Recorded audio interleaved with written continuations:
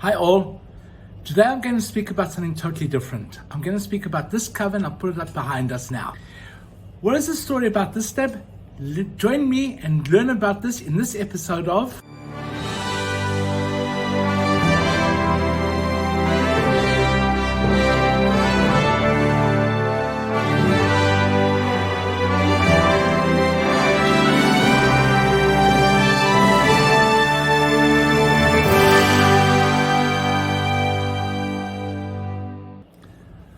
February 21st, 1970, a Saturday, cold and wet.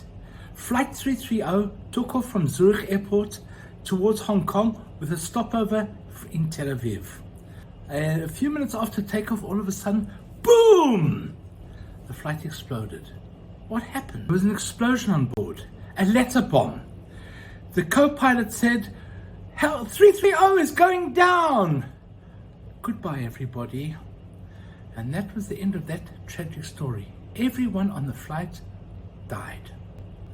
Shortly after the bomb blast, the General Front for the Liberation of Palestine, General Command of Ahmed Jibril, claimed responsibility. One possible motive for their bomb blast was that 3 Palestinians had been sentenced to 12 years in prison by a Swiss court. Now you remember I said that it was the General Command? This shouldn't be confused with the Popular Front for the Liberation of Palestine, which belonged to George Habash. This one, the General Command, was of Ahmed Jibril.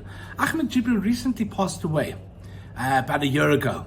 Now, he was not only a member of the PFLP and the PLO, he was also a captain in the Syrian army. He was of Syrian descent. He actually did not like politics at all. He didn't want anything to do with peace or he was basically focused on terrorism.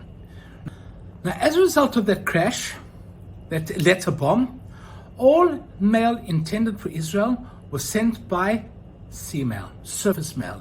And here you have an example of something that was sent by surface mail. This happened for a few months, and complaints were made. Even though people paid for airmail, it was still sent surface mail. People were actually scared of bomb blasts. Israel approached the Universal Postal Union and said that is not right. Eventually, people caved in and started sending mail regularly by airmail because they had actually paid for it. Now this kind of cover, as we saw before, the Swiss Air one, is known as a crash cover. My late mother always used to call it as a tatty cover. And basically it is a tatty cover. I'm scared to take it out of its protector because it may literally fall apart. Terrorism hurts everybody. Now let's continue with our little story of today. Okay, September of the same year, 1970, a Swiss Air flight was hijacked to Jordan. And here we have something very, very interesting. The story continues that a newspaper started investigating. The Swiss NZZ, they started investigating the reports. They came up with a story that the investigative reporter, said that an agreement was made between the PLO and the Swiss government that if the Swiss government helped the PLO, there would be no more bomb attacks no more terrorist attacks on Swiss air or soil. The Swiss government denied it.